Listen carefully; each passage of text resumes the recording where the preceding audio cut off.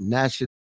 And what happened is she was so long for trying to get me honored, and she had a daughter call me the last time, and she I didn't know who this young girl was. I thought it was somebody calling me for a bill, and I'm about to hang up on the young sister. And she would have her voice was so humbling that it caught my attention. So I'm like, yes, sister, because she was like well mannered.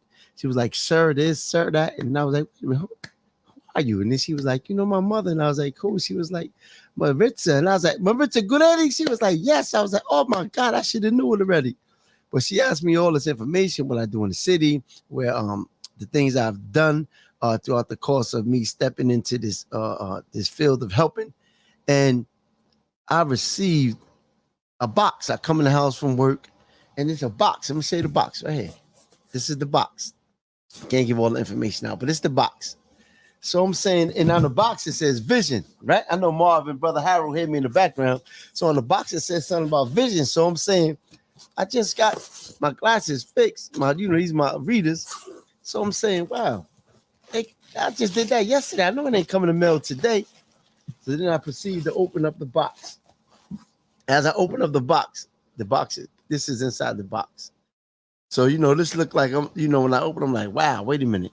I got a watch or something or some gold jewelry or something. That's what I'm saying. And then when you open it, it's a letter right here. This is the letter. Right? And the letter says, it is with great honor and respect to share that you have been selected as National Parents Union's 2022 Resource Hero Award. Parent advocacy work in the United States has never been more important than now. The work you have done on a local and national level has helped set the tone of why we as a country must be at the planning table for how our children and families are impacted moving forward. For this, we thank you and are pleased to honor your work with a gift acknowledging your nomination. And I'm more teary-eyed. I'm like, what is this about? Then I open it up, and this is what I receive. It sits like this. I don't even want to take it out the box. It looks so good, right? It says National Parents Unions, National Parents Union. Wait, no, I can't. Wait a minute. I got my readers. You have to help me with that. Sindicato National. Oh, that's in Spanish for my Latino kings and queens. And it says National Parents Union 2022 Resource Hero Award. And then it says Kasim Washington. What an honor. What an honor. See, it's crazy because those who you least expect she's from here, but she doesn't live here no more. Out of all the people she come in contact with and all the work they do, they honor me. Little old, just a kid from Passaic. A little child from Passaic. Not kid. I don't like using that word. The brother Harold corrected me on that word.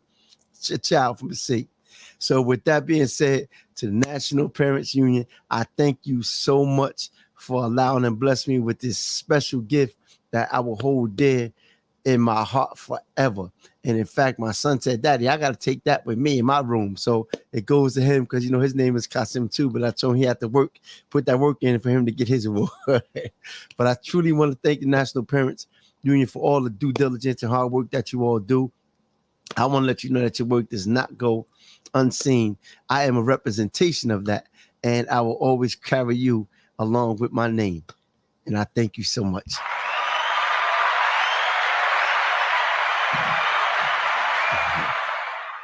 And with that being said, Maritza, let me bring this young lady up. Let me bring her up. Yay! Congratulations to you. This is something that we were all asked. Nominations were being submitted, and I thought of quite a few people. I did make quite a few nominations, but you, Kasim, have exemplified love for your community, love for your fellow man and woman. The work that you do, it's from the heart. I see it.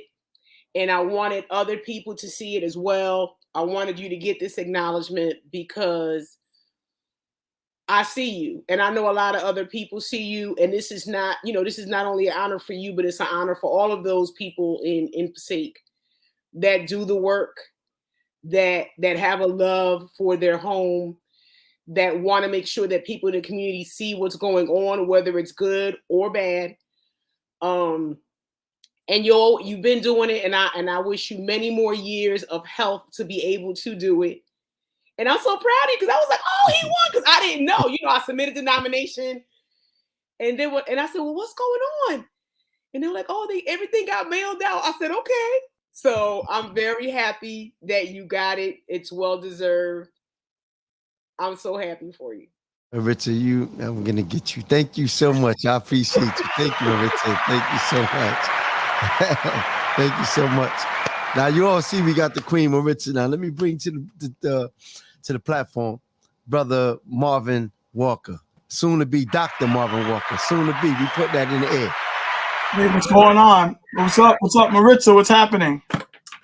Hello, good to see you. Yes, absolutely, absolutely. And congratulations, brother. Well deserved. Thank you. I appreciate that. I like that hat, man. I like that's that. my representing Morgan State. Yes. Yeah, that's it. That's a blessing, brother, to have you as well. Now, Marv kept asking me, he even texted me, he's like, yeah, who else is coming on with us? I did reach out to Brother Will, but I'm not unfortunate. It's just that he has another obligation that he has to fulfill, a couple this day. Right. But he said, he will be back on the next time we get together. And he wanted to be on with us three. And he said, well, Brother Howard, he never been on with him, so he want to come on with him as well. Right. And he told me, to give you the love. Indeed. But Marvin asking, who's else coming on? And I wanted to not tell him. So he texted me, and it's the first time I haven't responded to his text ever. So, but I wanted to, keep it a little surprise, because Maritza, I know you love the brother as well. So I didn't want to tell y'all. Right? Yeah, man. So I had to reach out to the brother on such a topic in which we were discussing today. Want to know what we talking about today? And here you go. He's our elder, Brother Harold McKinney. No doubt. What's going on, brother? All right. Look at that brother's body. His body more fit than me. Ain't that son? That's it. Brother, made me jealous just now, man. Peace, King. How you feeling, good brother? I'm well, and you? I hope everybody is well, and the families too. Indeed. Yes, sir. Absolutely. Yes, sir. Yes, sir. Now, for those who are tuning in to Real Talk with Qasim, thank you very much. This is our first show in return back to the platform. Today's topic, as you can see in the box where I'm located, is English with a question mark, because I couldn't fit the whole thing. The topic we're going to talk about is, let me tell you why this topic. First, let me say peace and blessings to the Queen Marianne Joyce Dye, the Queen Barbara Jean Robinson. Peace and blessing to you all. There was a discussion that I seen on social media, and an individual had made a statement. He said he was more or less frustrated because when he goes into the store, or he went into a city hall, I don't know what exactly city hall it was, he said that everything was in Spanish, and he was like frustrated, and he put up, I'm tired of it, it's a disrespect. He didn't say nothing derogatory towards a certain ethnicity in that manner. I'm talking about as far as what I read, what he was saying, and he was like, I'm tired of this. Is a disrespect. This country speaks English. Everything should be in English. You even got things in the Polish language and the heavy in the Latino language. And why is it not in English? And he just put it up there and with a question mark. And the amount of feedback that he got, I was like stunned, because I'm just like, I see that myself, because in housing development where I stay, they when they put literature up, it's always heavily in a Latino language. So I even say to the individuals like in charge, like, you have to put it in English as well. For those, I don't understand it. So the feedback was so aggressive. They was like, pardon me, English is not the official language of the country. There's this country is made up of different languages, and English is just not about English. So then there was other people who were saying, this is an English speaking country. You need to learn English to be in the country. And then there was other people who were saying, well, no, you need to learn other languages so you can communicate with the others that's a part of the fabric of this country. So the individual that came back on, the king, and he put on, this wasn't to get anyone mad. I was just venting, is what he said. And the individual said, well, this is the wrong place to vent. This is not an English country, and this sugar honey iced tea gotta stop. And I was like, wow. And I just said, wait a minute, that's a conversation. You know what I mean? Because there's some people who feel the same way. And I said, who more important to reach out and get their perspectives? It's Sister Maritza. See, I'll be trying to learn my Spanish. Maritza, I say Maritza, you know, Brother Marv, you know what I mean? Soon to be Dr. Marv, and our elder brother, the wise man, Brother Harold, you know, because it's different perspectives. Now, some say, or I've heard from those who I come in contact with, some say, well, the Latino kings and queens, they're right. Some say, well, the African American or the black dude, because that's what he was, they say he was right. Then there's some who said it's a distraction, right? Then there's another individual who said to me last night was that it's a melting pot. Everybody in the country should learn everybody's language. I said, okay. It wasn't no yes, no, or whatever. It just was in the air. So with that being said, I want to be able to get you all's reaction. Maritza, I'm not coming to you first. Absolutely. You're not coming to me first? Okay. I'm not. I want to come first to Brother Marv. And I say soon to be doctor because I keep putting that out there. Brother, what's your perspective? Don't give it all to me at once. Just about that incident, that particular partaking that I told you about was on social media. Yeah, well, you know me, I gotta defer to my mentor and elder statesman on the line, Brother Harold, to get us started. You know, I'm gonna defer to him and let him rock with it, and then Sister Maritza, I think, you know, just want to hear what their thoughts on it. Brother Harold, if you may.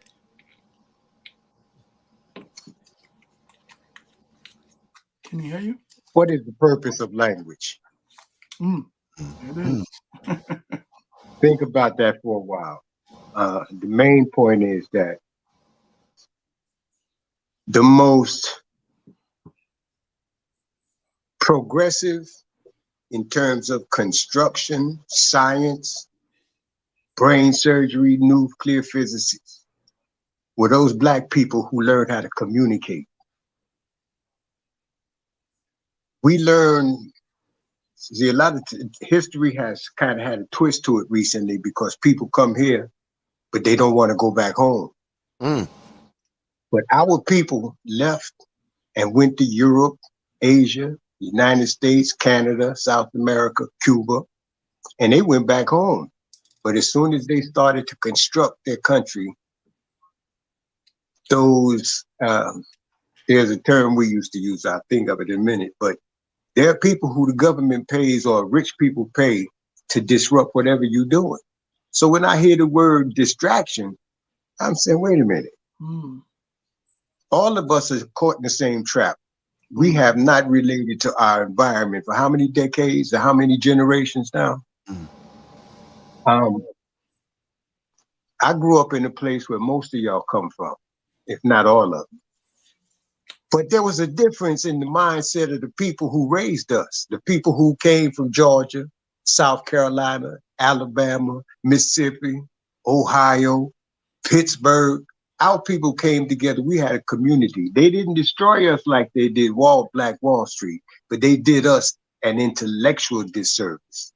So now we got our brothers and sisters coming here, look just like looking in the mirror, but they grew up in a colony that spoke Spanish. Whether that colony was Cuba, Puerto Rico, Panama, it don't matter. They even have that separation among themselves that was put on them by somebody else. Now, going back to the initial state. Maritza, ¿cómo está tú y tu familia? ¿Todo bien? Sí, todo bien. Muchísimas gracias. Me gusta, me alegre mucho. Now, it didn't hurt me at all to learn how to speak Spanish. I made sure my children learned it. Now they're learning Creole. My grandchildren gonna speak 4 or 5 languages. Because our people, I don't use the word diverse because I know what it means, but our people are everywhere on the planet. And we the only ones who don't like to communicate with each other because of what the people who raised us mentally taught us about themselves and their enemies who raised our people in different islands with the same insanity. So we're going to get into discussions and disagreements for eternity, because you have to remember there are different levels of thinking among our people. And those I learned the most from never went to school at all in their life. But they were wise, they understood the seasons, they understood their responsibility to following generations, and they left it with us. I don't want to be the one to do all the, but you asked me how I observed it, and that's what I see. That even among us, let me give you an example. I live in Miami. I got partners up in Tallahassee, Jacksonville, from Passaic, but they've taken on the dialect. They learn how to speak, how they talk in those places. But we got to get, damn, Harold, boy, you country in the mud. I said, hold on. Why sound country? Man, you sound just like what? Them Southern black people? What do you think my people came out of?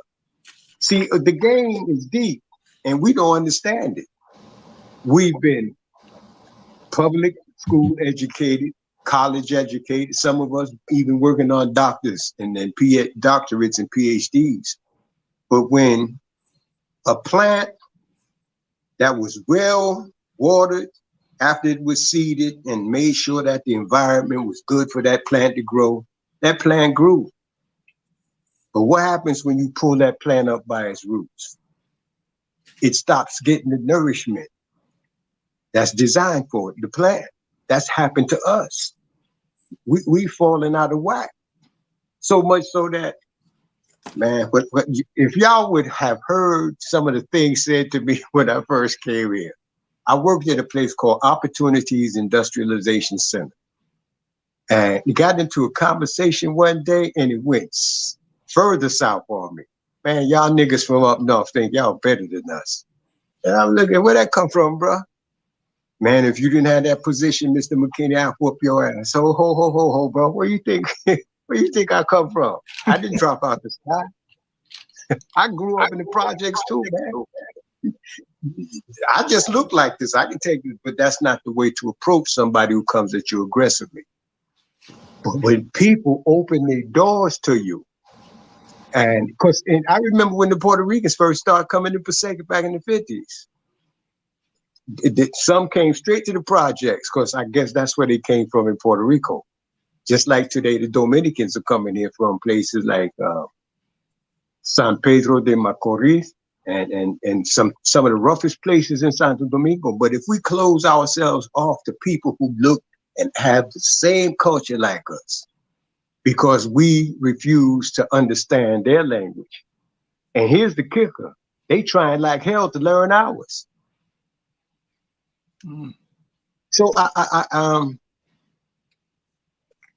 justice is a pair of scales and balances, and so is the intellect. That's why everywhere you look, you see the representation of those scales and balances. That teaches us how to be harmonious and balanced. And right now, we done lost touch with that. Now, with that being said, Sister Maritza, I'm gonna leave you for last there because you are a Latino sister. Come on, Brother Marv. Shucks. That's why I said that the brother with the wisdom start us off, because that's it right there. They're not too much to really add to that.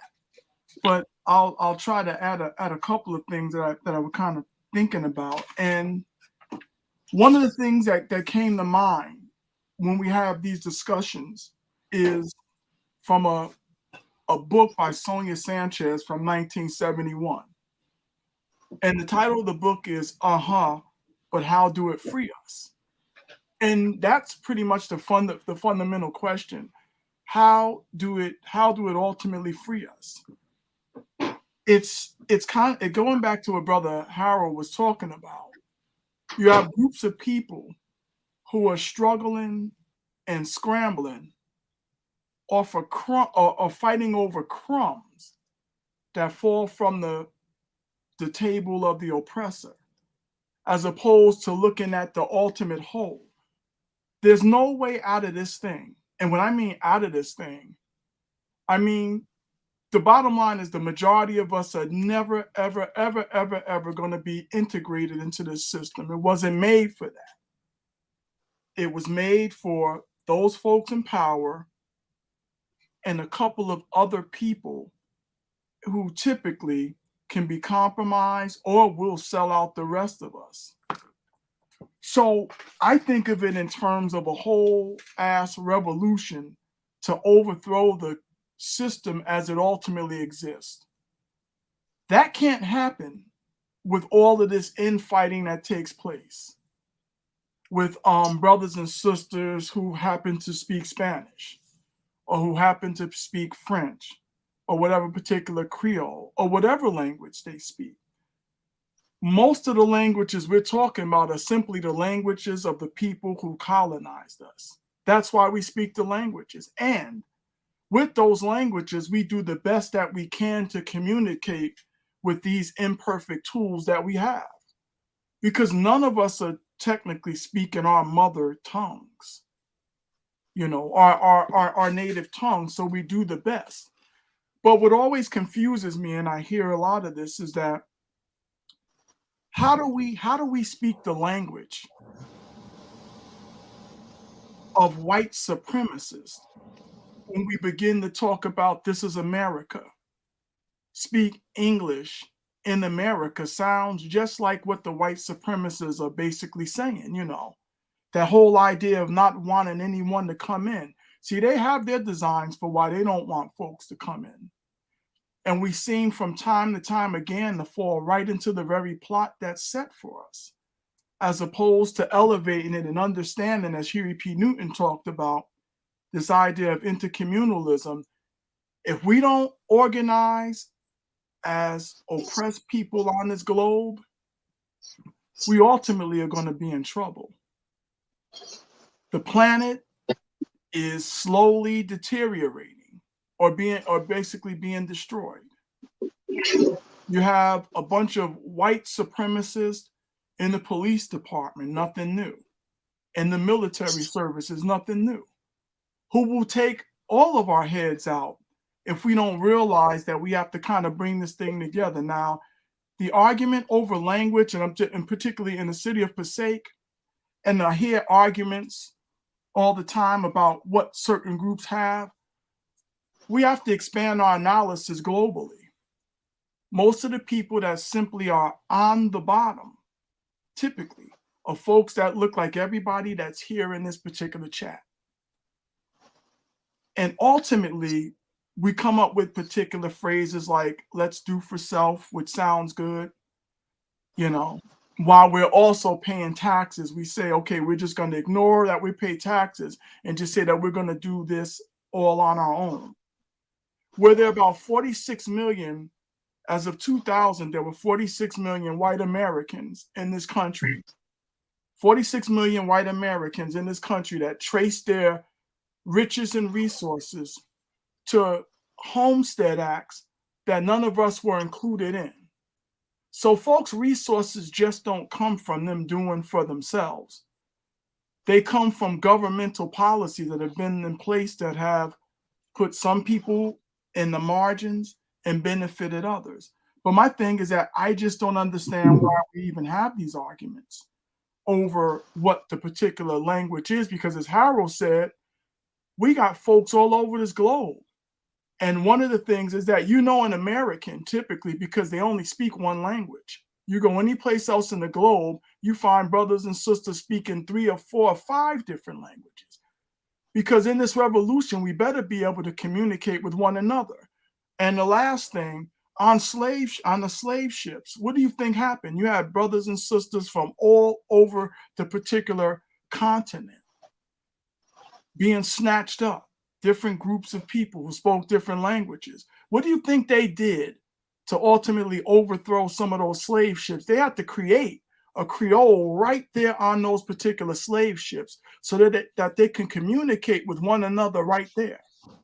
We've been doing that all of our existence, creolizing our culture, our heritage, and everything. So it's no different than language. It's just a tool for us to communicate. I just wish that, again, most of us will begin to learn other languages other than English. And that's just my thoughts from the start. Respect. Peace and blessings, Charlene, man. Jackson, peace and blessings to the Queen, Juanita, Goldman, Joseph, and the Queen, Charlene. Peace and blessings to you all. Maritza, what is your perspective, sister, on the what has taken place, what I spoke about on social media? Well, when people have an issue with someone speaking a language other than what they understand, that comes from a place of, one, discomfort because they don't understand what's being said. Two, if it's coming from a person that is not of color, it's their feeling of superiority and their feeling that it's being trampled upon. I'm grateful that my father insisted that in our home we only speak Spanish because that helped me retain that language. That was the first language I was taught to speak. His thought was, well, when you get to school, you will then learn English. And that is the same of many other people that come from other countries. You know, it's two different sides to that coin. Some people that have come from other countries say, well, we're in this country now. We have to assimilate. We have to learn English. So that's all we're going to speak. The flip side of that is, no, we're going to maintain our language. You can also learn English, but I want you to remember the native, the mother tongue, for lack of a better word. So anyone that comes from another country and comes here and sees things like, I only want you speaking English. I mean, I've been in places and spaces where, because I spoke Spanish, people would turn around and say, well, why don't you speak English? And all I say to them is, why are you so worried about what I'm saying? Are you that insecure that you're worried about what I'm saying if I'm talking about you? And I just tell them, best believe if I have something to say to you, I'm going to say it to you in the language that you understand. I mean, I've actually gone to school district board meetings where everything was in English, knowing that the population of the demographics of the students in that district is also non-English speaking. And those families are not even being given the courtesy or respect of having translation services provided to them. There are many schools that still do not respect the demographic of their school community and ensure that there is something given, something provided for those families that do not speak English, not just the Spanish language. I'm talking about Farsi, Creole, like was just mentioned. We have families coming from around the globe into the United States, and nothing is being given to them in their language for them to understand what's going on. And I think that's a disservice to everyone, because just like it was stated, the more languages that we learn and understand to be able to communicate with each other, the better we will be able to relate to each other and understand each other and work with each other. So for that young man that was frustrated because he walked into an establishment and saw things all in Spanish, it's just like the flip side. There was a cheesesteak place in Philadelphia that had a sign on their window that said, if you don't speak English, you will not be served. And it created a big uproar. I mean, I don't go to that cheesesteak place anyway because it's one of those touristy garbage places, but it created a very big uproar in the city. It was on the news. I think it was probably mentioned across the country,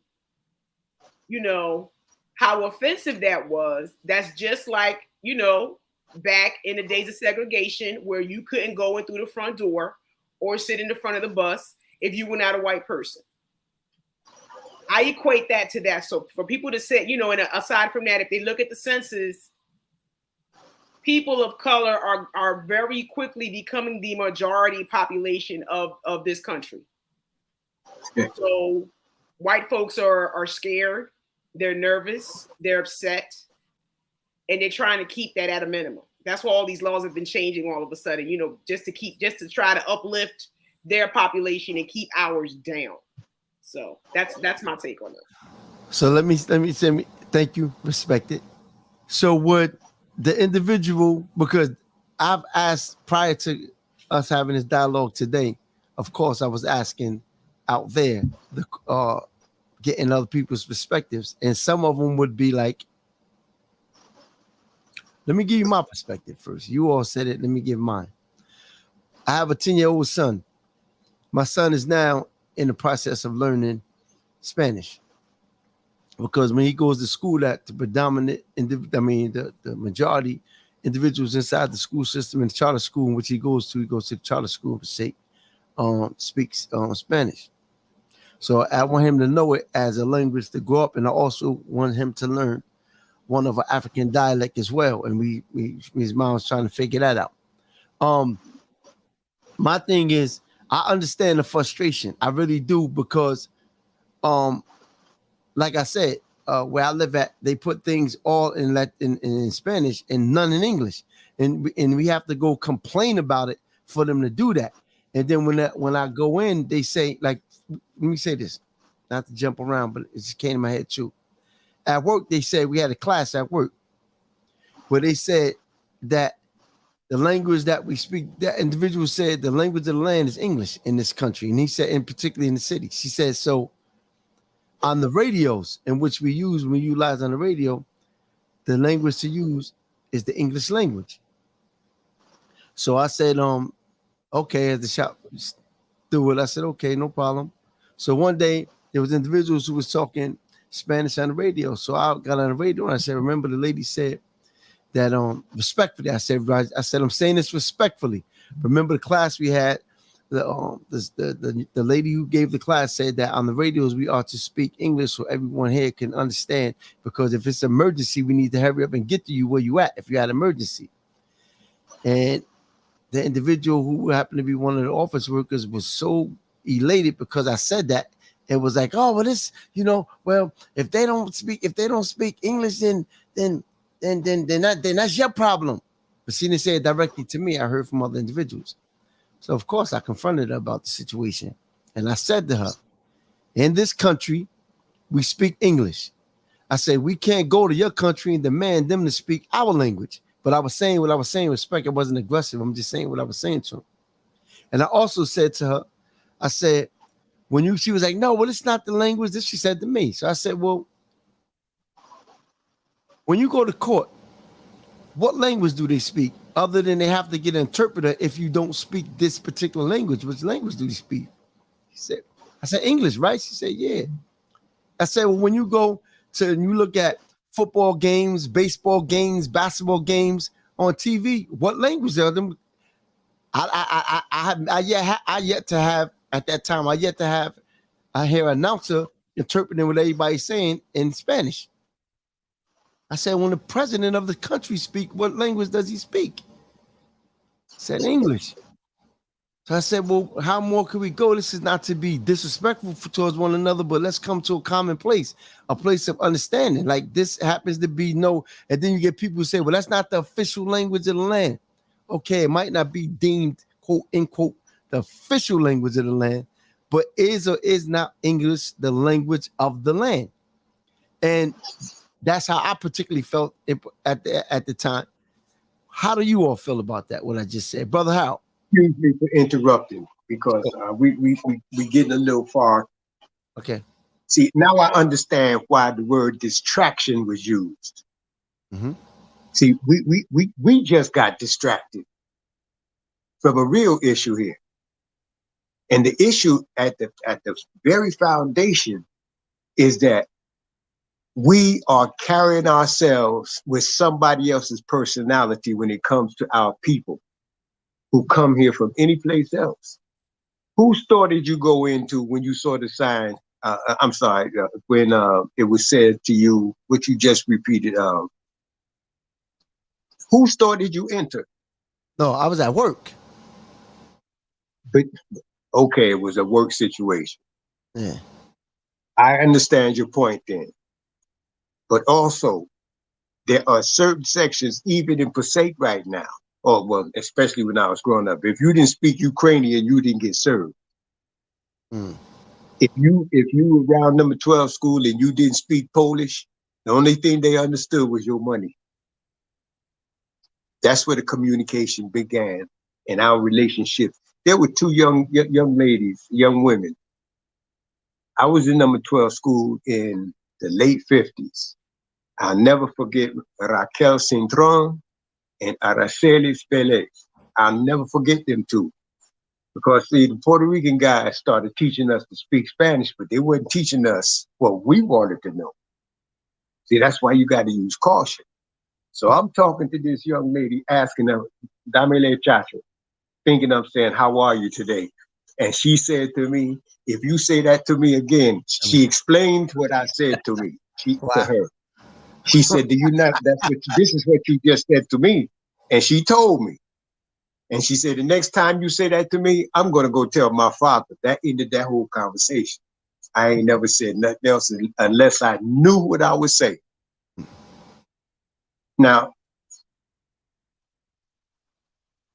the old folks used to say everything comes in its own time and its own place.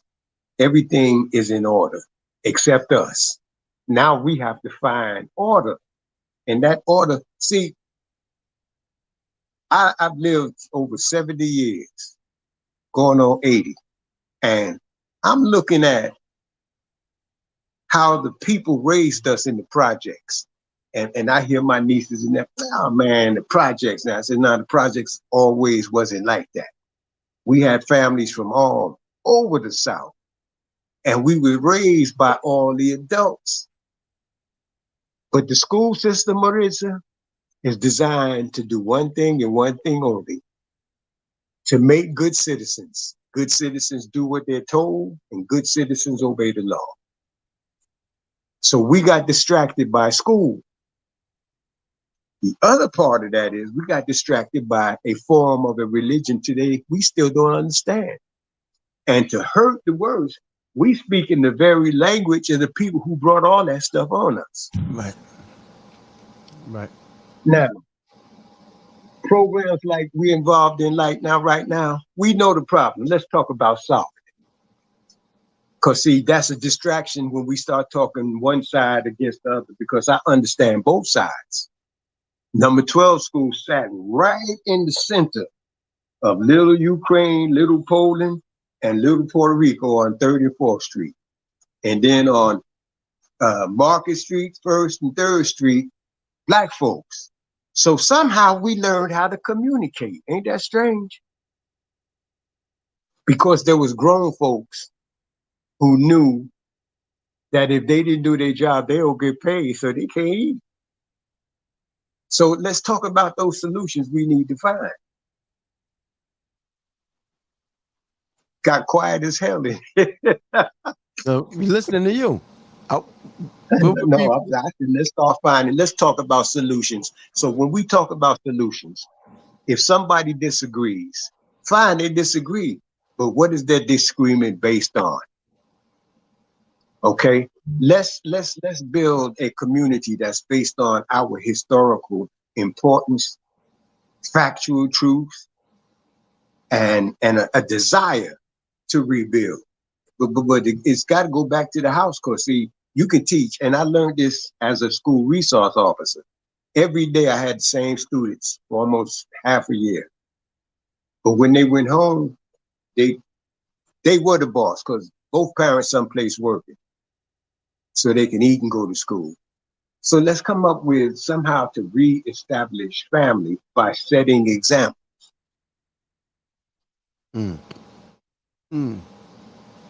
Let me ask you all this. is it important that we as a people, when I say we as a people, I'm talking about my Latino brothers and sisters, kings and queens, and us black brothers and sisters, kings and queens, the importance of us being African. How important is that then?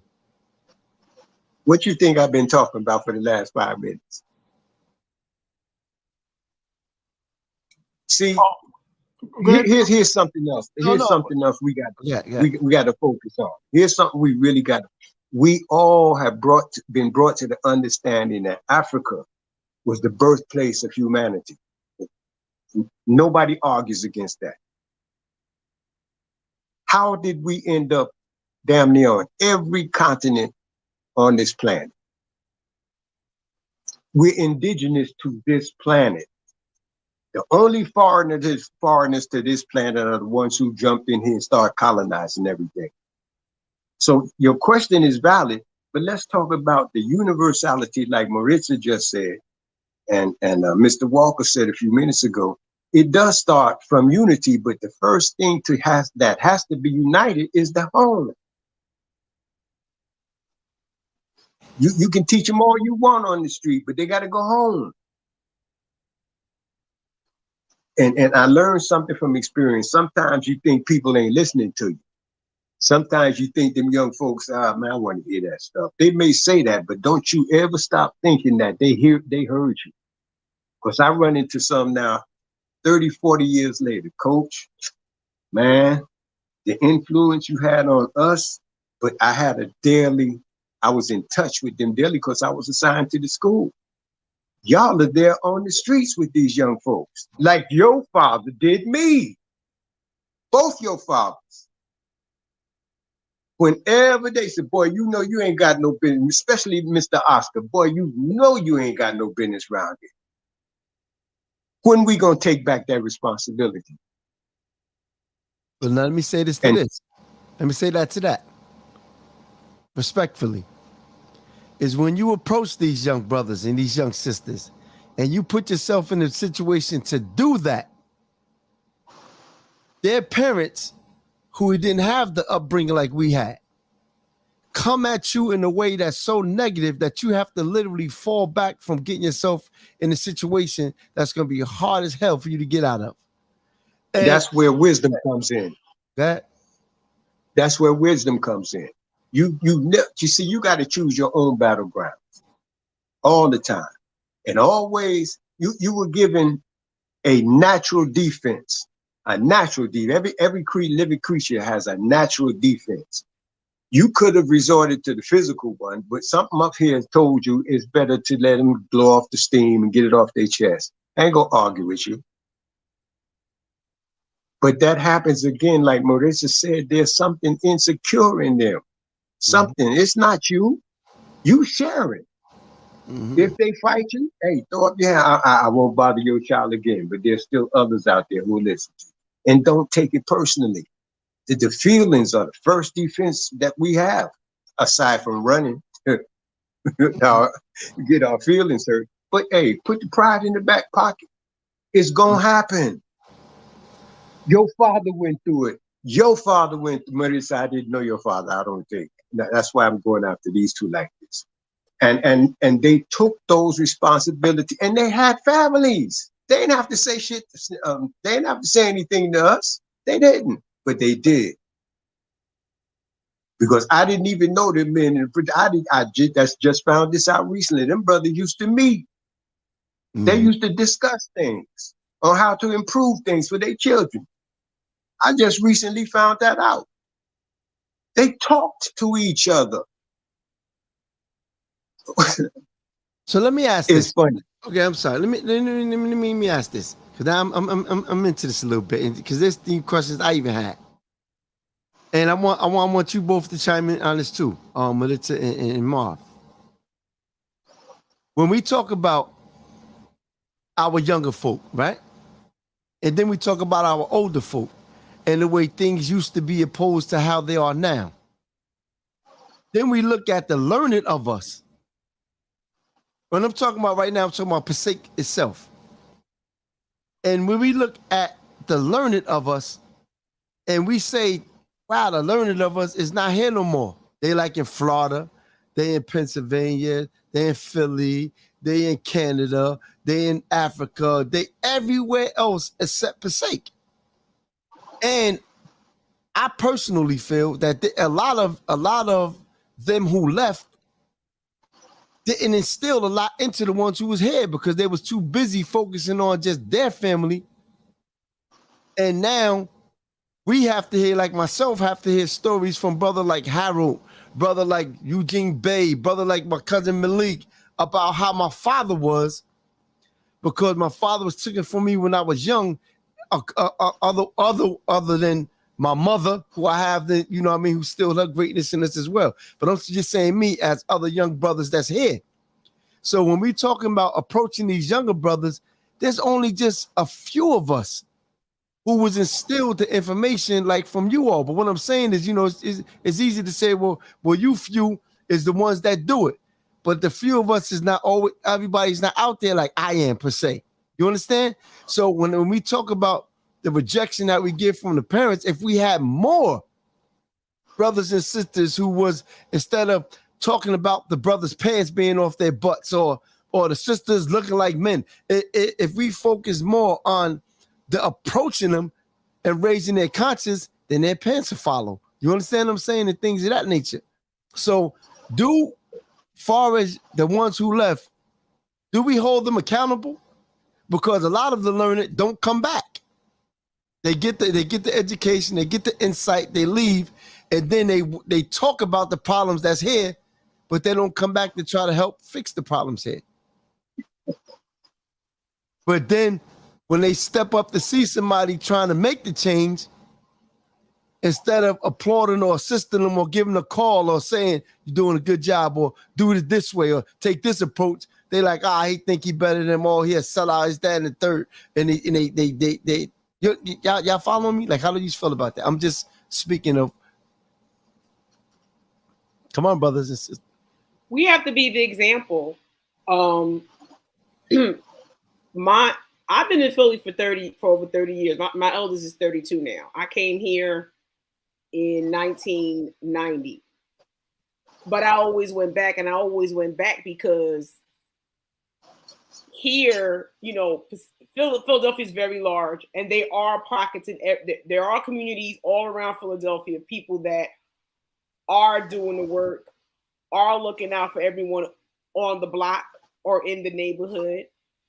And those people have to be supported. And the same thing has to happen everywhere we live. But we also have to show by example. You know, when I got my degree, when my husband got his degrees, we could have said, okay, well, we're better educated now. We at a different income level. We can move out to the suburbs. But we chose not to do that. We chose to stay where we're living because we know that by us staying and working within our community, it is showing others that it is possible to still be an example for others. And we have hardworking people all up and down our block. We have blue collar workers up and down. We have professionals. We have stay-at-home parents. We have the elderly on our block that we look out for. It's about being that example, showing, and it takes very special kind of people to do that, to be that example. Brother Harold, although he's in Florida, his example is embedded in the minds and hearts of all those young people he was around the whole time he was in Passaic. And from when he moved to Florida, all those young people that he met there, we have the power to be that example wherever we are. That's why I love running into people from Passaic, because I know where we come from. I may have not been born there, but I was raised there. And the way I was raised, I will never forget. The friendships I've made, I still maintain to this day. I will never forget. And that's because we came from a place where we were shown by example, whether it was a good example or a bad example. And unfortunately, right now, we're running into too many people that have not been shown that good example, and they're carrying that to their children. And it's created a cascading effect. of negativity, unfortunately. So we have to bring it back Right. to that good space where we were all there for each other. Right. Brother Marv? Yeah, we talk. I think about it. So we're talking about particular communities, and my issue is that we can take the particular approach in terms of starting at the home and all that stuff, but we act like as if there weren't forces that were put in place to knock a lot of that stuff out of place, such as COINTELPRO, such as drugs, heavily being pushed into these communities. It's not as if we just dropped the ball and people just kind of like walked away from what they used to do. Capitalism is on super duper steroids, unlike it was in the 1970s or the 1980s. So whatever we're going to do, we have to take those particular things ultimately into consideration.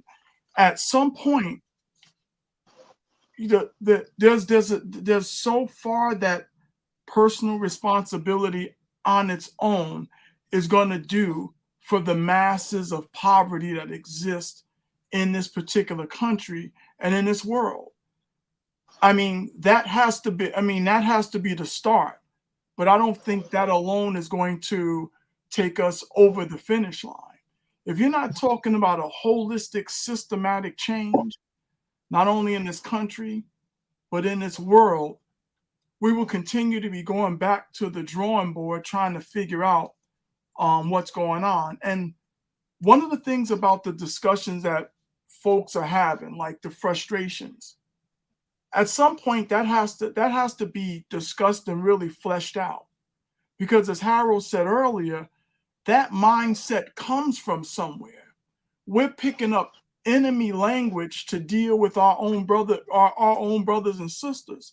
Now, when you were talking about the issue of a common language to talk across the walkie-talkie when you're communicating, okay, I get that.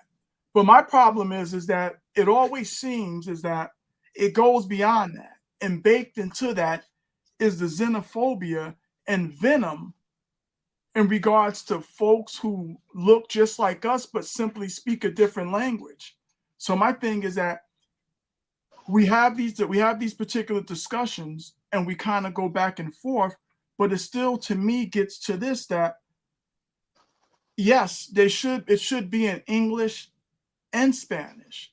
And that's a simple discussion, and it doesn't have to go any farther than that.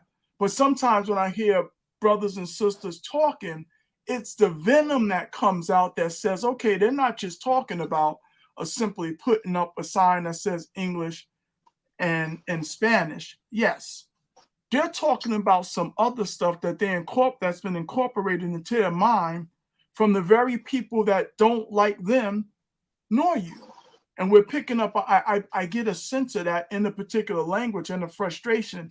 And I still keep saying that if we think that that is the problem, that Latino brothers and sisters on one hand or Black brothers and sisters are on the other hand are our real problem and enemy, then we got a serious problem. But also there are some discussions that need to take place, but in-house discussions with Black and Latino folks that have to take place, because the brainwashing didn't take place here, as Harold mentioned. The brainwashing was global. So we bring some of that stuff wherever we meet at. So at some point, we're going to have to flesh and get rid of that particular stuff so we can have a real conversation. And part of that real conversation is, look, we got to learn some more languages. I mean, that just full stop. We can't just keep enforcing this ideology of English. English is a bastardized language anyway, snatching from every place and angle from just every like the English. world. What's that? Just like the English. Right, absolutely. That's what I'm saying. Exactly. Absolutely, just like them.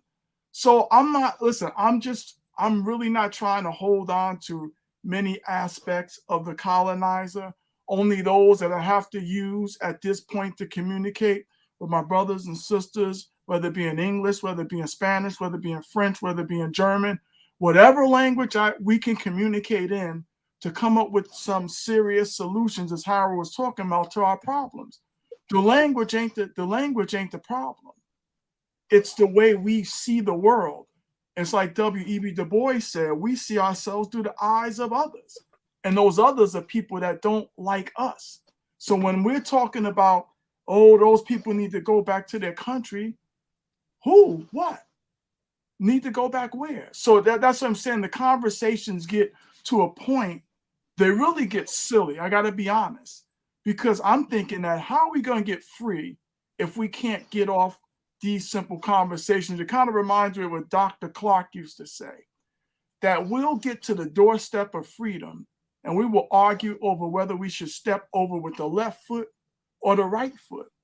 These things are really distractions created by outsiders that we've incorporated that keep us from doing the real unifying work. Because the real answer, as Maritza said, if black and what is stopping us from, as men and among women, what's stopping us from sitting down talking to each other? Outside of ignorance? That's it. Ego. No. What is stopping us from talking to each other? No, I'm talking about the learned now. I ain't talking about people who don't know. I'm talking about the people who have learned, life has taught them and given them something to share. And then there's a group of you in the same age. What's stopping us? Ephraim Rose, I'm not going to bring that up. No. What's stopping us? What is stopping us? Because you're having the conversations, I'm having the conversations, Maritza's having the conversations. My thing is that I'm always in communication with my Black and Latino brothers and sisters. No, I'm not talking about you personally. This is not personal. This is not pointing the finger. This is asking a question. Right. We have to stop working in silos. No question. That's the thing. We have to stop working in silos. We have to work. Now, what's a silo? I'm sorry? What's a silo? I forgot, because I know it's the place where they put in corn and all that stuff. Yes, but it's isolating us. Right. We're too isolated in our own respective corners, in our own respective pockets. Let's be honest with each other. Let's be honest with each other. We suffer from humongous egotistical problems. I said ego. And arrogance. Absolutely. No, it's not just ego. I'm talking about a humongously false ego. And we can see what's wrong with us. We drive the prettiest cars. We have the finest jewelry. We got the finest women on each arm. But there's something, once that ego finds out there's a balance. Now, y'all are talking about, Marvin just mentioned about talking about the past and today and how to deal, and I'm sorry, Jimbo. There's only one thing that is always constant in the universe. And we don't want to accept it, but it's constant. Emotion. And that's change. Change will always happen. Always. You know why we become sorrowful? Because we're trying to hold on to something that's going to change.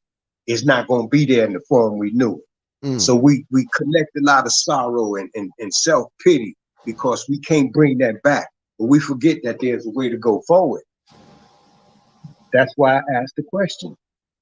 When are we going to put those things to the side and sit down as brothers and friends? It needs to take place. And brothers and sisters, our time is up for today's discussion. Our time is up, but we have to, look at Marv. We need a part two. We need a part two. We have to have a part two. Absolutely. And we got to get Brother Will. We have to have a part two to this. We have to.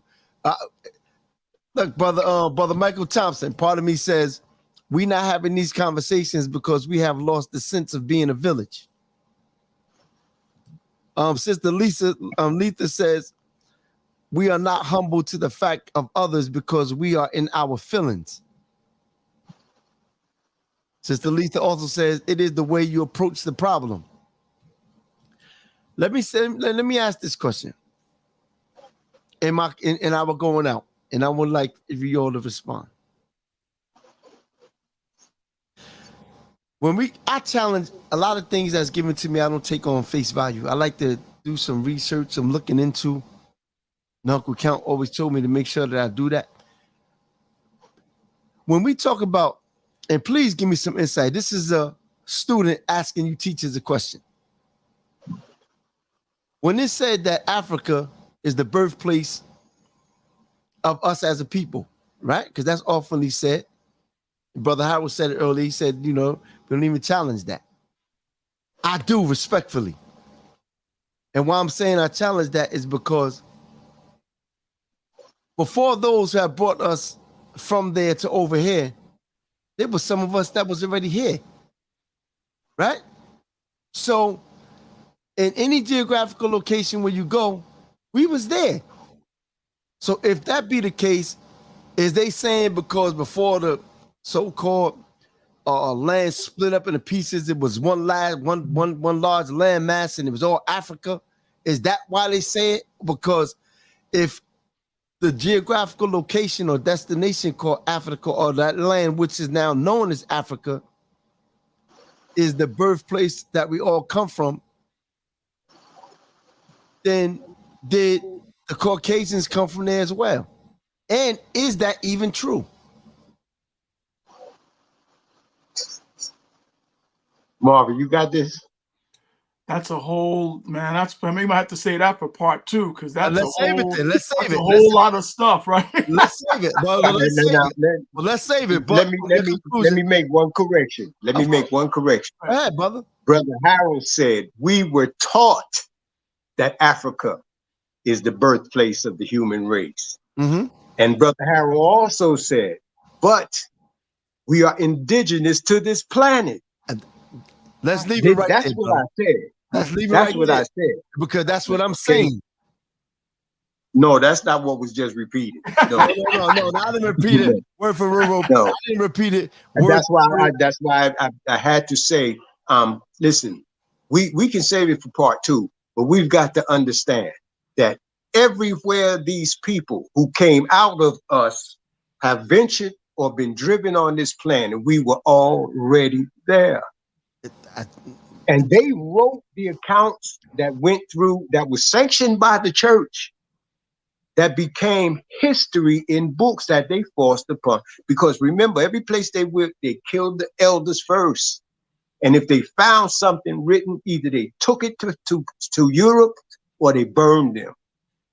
That's fine. So let's save it for part 2, because that's right up. Yeah. So I'm telling you, part 2 is called "Who Are You?" Huh? All right. And that's it. That's it. Now let me ask y'all while we on the screen. Wait, before we even get into that, let me say this too. For all those who are just tuning in to Real Talk with Information is free. It's what you do with it that costs. Read, study, and research. Peace. For all those who are in tune right now, the Real Talk with Kasim, I forgot to say this earlier, it's like a commercial type break. Because we still figuring out some things. And Rich, I got to call you to ask you some inserts with this StreamYard thing. Okay. But for those who are in Passaic right now, today, every Friday and Saturday from 1 p.m. to 8 p.m. on Will Scott Street, which is the dead end side of number 7 school off of Myrtle Ave. You have Brother Steve Washington, a.k.a. Dirty Red. You have Brother Mark Giles Sr., a.k.a. Enki, who does a fish fry. He does a fish fry every Friday and Saturday. It's very reasonable. I'm telling you, it's very tasty. For those who eat fish, they have fish, shrimp.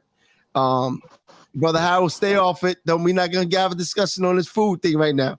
We can incorporate that. We can incorporate that in the part 2. I'm about to mute your thing, man.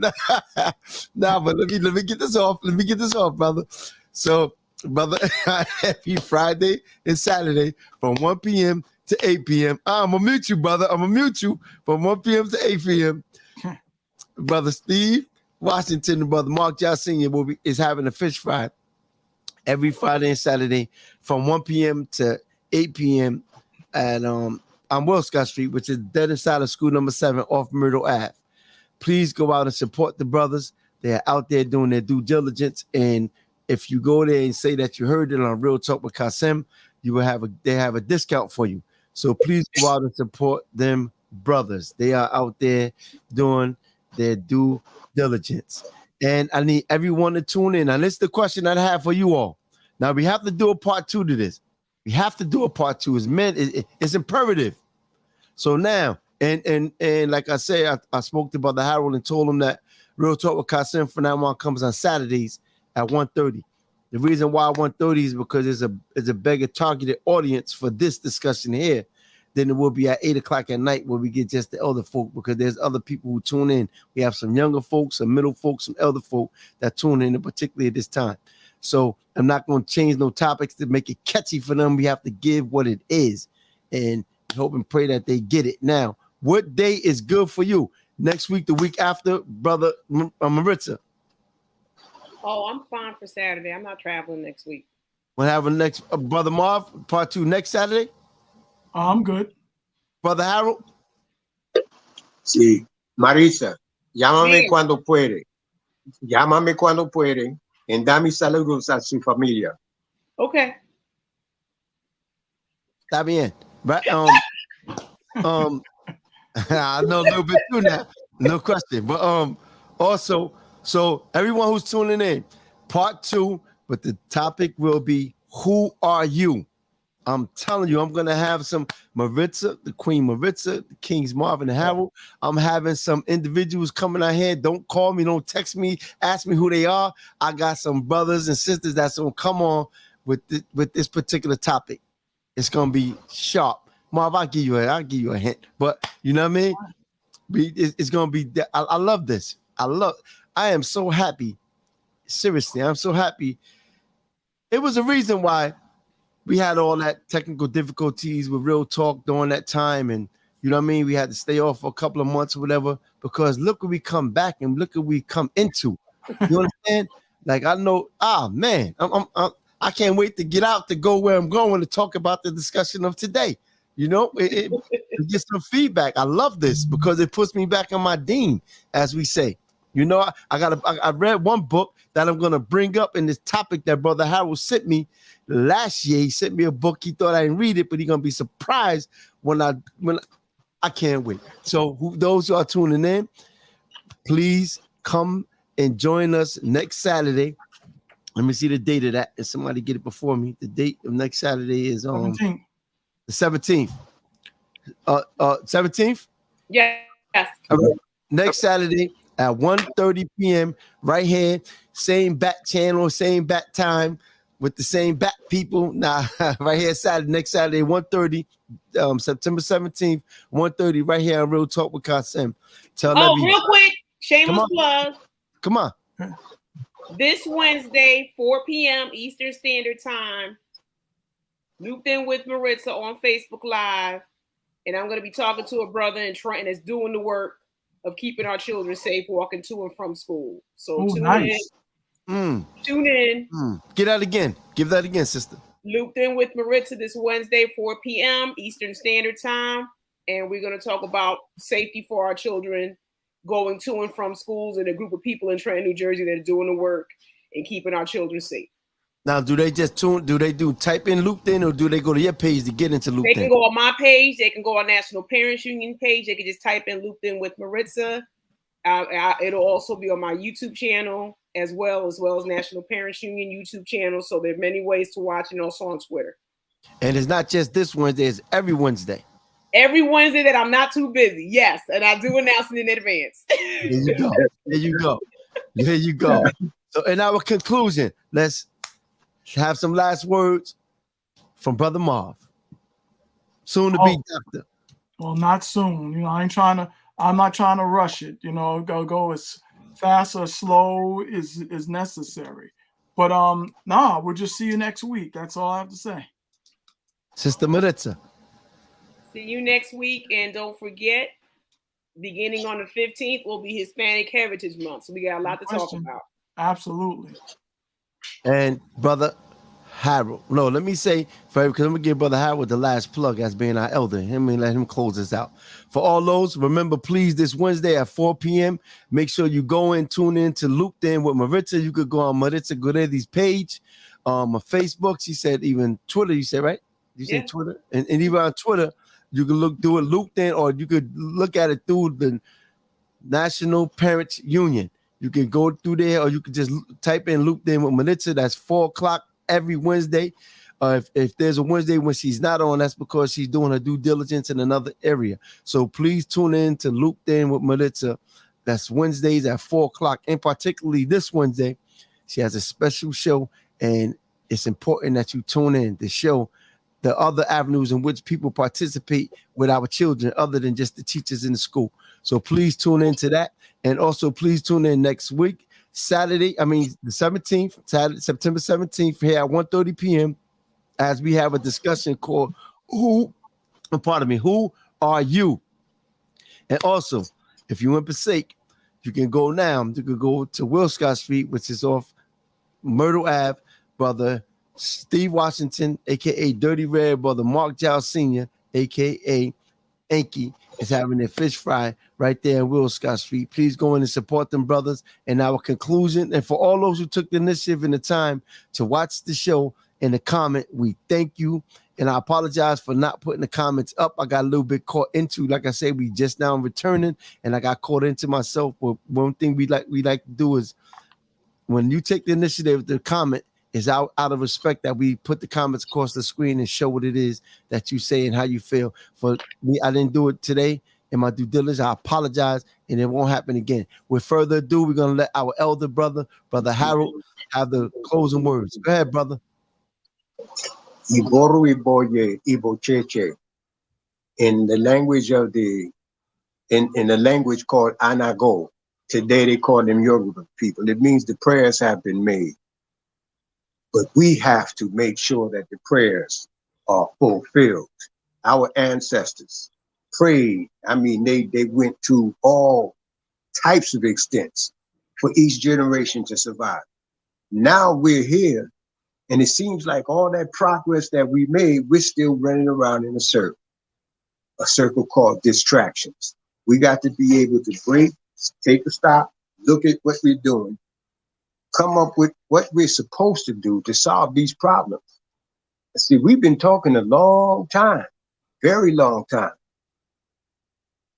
But when we became active and we started to do things, now we have to learn to do two things: provide for and protect ourselves. We have to do that because we've got the answer. We can't be distracted. You got to stop. And the sisters sit down and talk to one another. I don't care if it's over tea, if it's over biscuits. It used to be over the sewing. What do you call that? They used to have sewing clubs.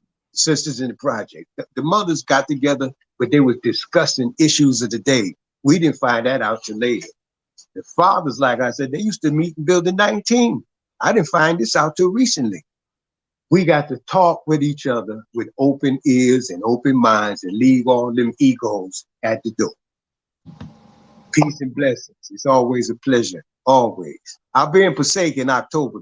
I think my cousin Shirley's celebrating her 80th birthday. So we're going to do it in, I think it's the 20th. Huh? I said, God bless her. Yeah. I'm looking forward to it, man. There's still a lot of us here, and we just haven't seen each other. Yeah. You know, and it's always good. Peace. And I'm gonna set up a meeting for that day. While you here, I'm gonna set up a meeting so we all can come together with our elder and we could build. I will set that up. With that being said, Queen Maritza, thank you very much for taking. I know you have things to do. Thank you very much, Brother Marv. Thank you very much, Cuzzo, and Brother Howard. Peace and blessings to you, brother. Thank you all. Thanks for tuning in. All Peace, right. light, love. All right, take it easy. And for those, thank you all for tuning in. I appreciate you. Thank you very much. And once again, let me say this to you all. Brother Steve Washington, Brother Mark Giles Sr. are having a fish fry right now as we are on We need you all to please go on out and support. Please go on out and support these brothers. I'm going to give you a number you can call if you want to make some orders. If you want to order your food, pardon me, let me look right here.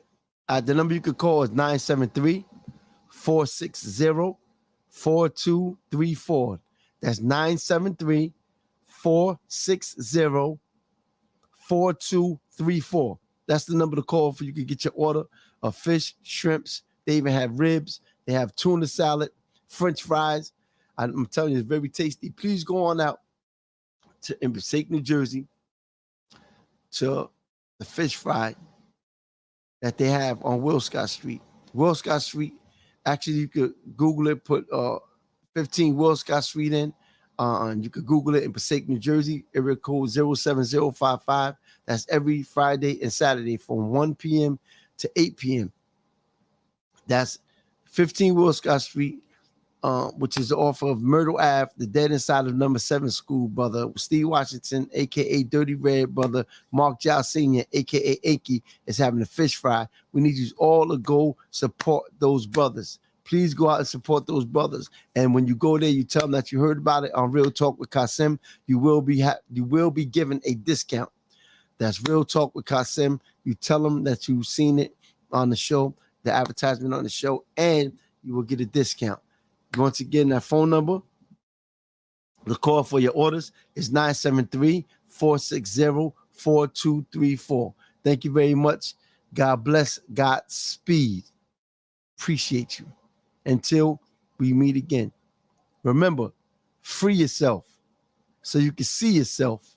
And when you see yourself, then you could be yourself. Peace, light, love, and liberation.